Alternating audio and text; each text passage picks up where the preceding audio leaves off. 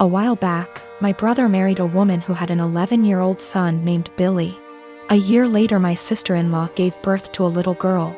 2 years later, she gave birth to a boy. Billy, who was 14 by this time, was treated like an outsider. My sister-in-law and brother saw him as a burden who spoiled their picture-perfect family. If you asked my sister-in-law how many kids she had, she would say 2. Billy started acting out. He got involved with a bad group of kids and started getting into trouble. He started failing all of his classes. He eventually got into drugs and was suspended from school. My brother and sister-in-law were fed up with him. I asked my brother if Billy could spend the summer with me and my husband. We have a hobby farm, and I thought maybe getting away from his life for a while could help him some. Well, they were more than happy to get rid of him, my SIL's words. It was kind of rough the first few weeks. He had a lot of anger issues. But my husband kept his hands and mind busy doing work on the farm. And we both made sure that he knew he was loved and wanted. By August, he was a totally different kid. He wanted to keep living with us, but my sister-in-law insisted that he come home. After 2 months, he went back to his old ways due to his parents' indifference. They ended up sending him back to us, and he lived with us throughout high school. He ended up being an A/B student and kept with a really great group of kids. He got involved in baseball and got a scholarship to a local university. He's 22 now and is in his last year of school. He's engaged to a really great girl. When he was 16, he started calling me mom, and he started calling my husband pops. He never really had much to do with his mom, and he had nothing to do with my brother. He saw them on holidays when the whole family came over. His mom has tried to have a relationship with him the past few years, but he has avoided her. On Christmas, sister-in-law was over, and for whatever reason, she opened my desk drawer and found a birthday card from Billy where he said, "To the best mom ever. Thanks for loving me and giving me a chance." She was devastated. She ended up texting Billy, confronted him, and asked him if she would be presented as mother of the groom at his wedding. He told her that he no longer considered her his mom and wasn't even sure if he wanted her at the wedding at all.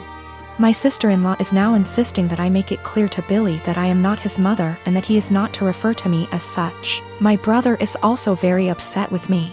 Even my parents are pressuring me to do what sister-in-law wants for the sake of peace. Honestly, I consider Billy to be my son. I count him in with all of my children.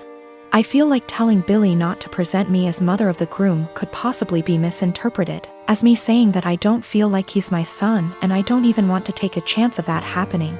If he decides to present his real mom as mother of the groom, I will 110% support him. I have zero desire to tell Billy not to call me mom, and I absolutely won't do it because I know it would destroy him, and it would kill me. My sister-in-law insists that by not doing it, I'm making it impossible for her to have a relationship with him, and I'm being selfish. I have talked to Billy about it some.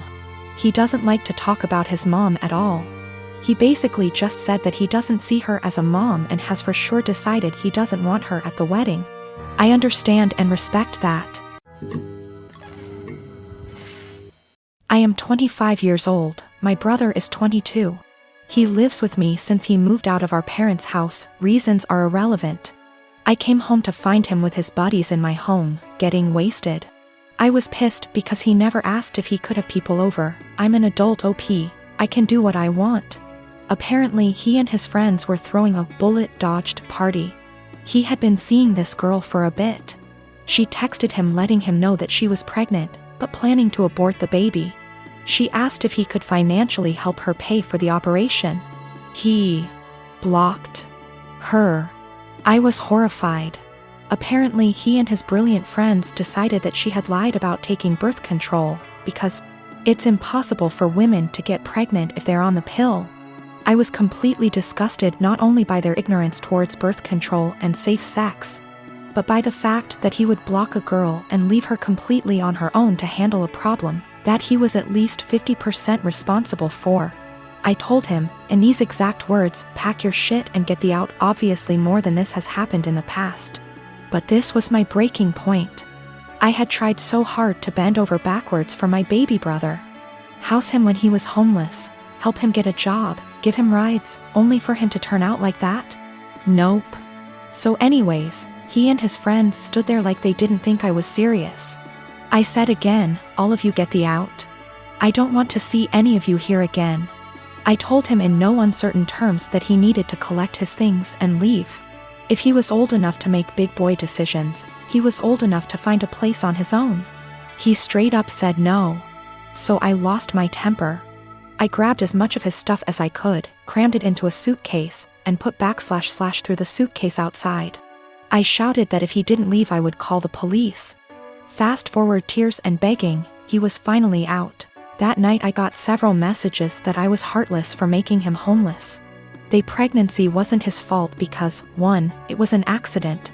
2, they weren't a serious couple so he has no reason to help her. 3, she should have been more careful. I called bull, and said I would never allow someone with that sick mindset live under my roof. I said that he is not my brother and I don't want anything to do with him. My parents, my aunts, and some cousins are with me, but that leaves about 3 / 4 of the family against me. They think that I should support him because he is my brother. I should have given him time. He's not on the lease BTW. And he was supposed to pay rent but often didn't, and the punishment just didn't fit the crime. I am currently trying to track the girl down. She is an old work colleague of his. And am trying to find his old coworkers to figure out her contact info and see if I can help in any way. My sister Anna is special need. She has severe autism, and while she is verbal, most of her communication is physical, like sign language due to her social discomfort. She does speak around family though and has pretty bad cognitive skills. She can't comprehend boundaries and lives with our parents so they can best watch her. I am getting married in 3 months. We planned a simple wedding and reception at my fiancé Michael's parents' barn and farm. Since it's all gonna be DIY and we aren't planning anything too expensive, we can do things pretty quickly since flowers, food, and decor will be provided by his family. I sent out invites last week and I asked that Anna not come. I told my parents I understood that would mean they may not show up, but it was just a heads up. Why no Anna? She has an issue with touching Michael and trying to kiss him. At times when we were at my parents' house, Anna would try and grab Michael's hands, try to lean in to kiss him, or would have a really bad shutdowns if she wasn't allowed to be directly next to him. We've tried speaking to her, but there's only so much we can do when she doesn't really understand. I told my parents I just want one day for Michael to be my partner and not Anna's comfort person. They called me selfish and asked how I expected them to agree to something like this. They told me Anna is disabled and may never experience a wedding of her own, and while I have Michael for probably the rest of our lives, she'll have no one, and that Michael and I can be a little more understanding to the reality of her life. I feel like a total ass, and what they're saying has really gotten to me, and I'm starting to question my decision. My parents called me letting me know they won't be coming and that it's best I don't bring Michael around anymore since I've chosen some man over my sister. They told me that Anna wanting to kiss Michael and hug him is normal for a woman her age, and that she doesn't understand what her feelings mean. I suggested they try to redirect her during the wedding, but they said Michael is gonna be family to her and he needs to get over it. I suggested they watch the wedding via web, and they said that's not fair and that they deserve to see things in person. I asked if I could pay for someone with proper credentials to watch her that day while they attention, and they asked what I would do when they died, and if I'd pawn her off every time. I dropped the unfortunate truth bomb that I don't want to put any more of my life aside for Anna anymore. I did it up until I turned 18. And that Anna is not my life's responsibility and I won't be her keeper. I assured them I'd pay for her care, but if she's okay doing this to Michael, then I worry for if I ever do choose to have children and what she'd do to them. They said I was sick for suggesting she'd do anything to my future children and hung up on me. They sent a lengthy text telling me not to contact them until I could do the right thing.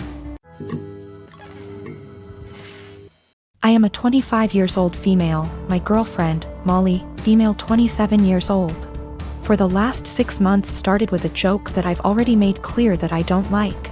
It consists of her saying no quickly to anything I ask. I know it sounds silly, but I ask her to get a glass of water for me. She says no, and after 1 minute, I'm almost getting up. She says she's joking and gets some water. I ask her to wash the dishes. She says no. I say I love you. She says no. I ask her to take her clothes. She says no.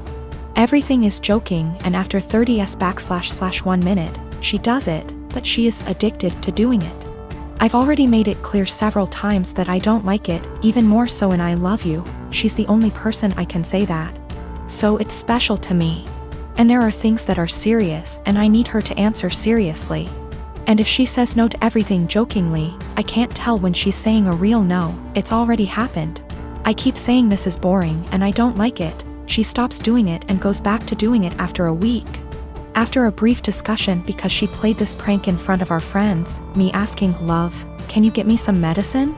And she, with no kidding, she stopped doing it for 1 month. Yesterday, we welcomed my parents, in-laws, and our 2 best friends to our house. Everyone knew that I was going to propose to her, and I called them, because we always plan this proposal with our loved ones attending, participating in this special day. I asked her to marry me and she said a quick no, and I was so grumpy / panic / upset. Everyone looking in shock, for 30s for her to laugh and say she was joking, finally saying yes. I was so embarrassed and disappointed. I put the ring box back in and said I'd take it out to cool off. I didn't even let her say anything. She kept texting me, no answering calls, saying it was just a joke and that I knew she always did that. She said that I left in difficult situation in the house because it was very clear that I had given up on propose, and did in front of my parents and in-laws. She stressed that I was making the situation uncomfortable because of a silly joke. Well, I slept in a hotel and I'm still in it.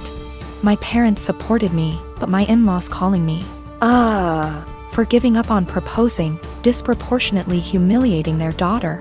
I just really think there's time for jokes, and that moment wasn't clearly. She knew I didn't like it and decided to do it anyway.